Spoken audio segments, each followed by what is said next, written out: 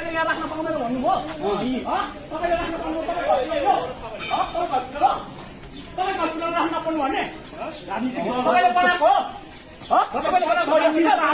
ठुल्ठुलो कुरो धेरै उपचार गरे कस्तो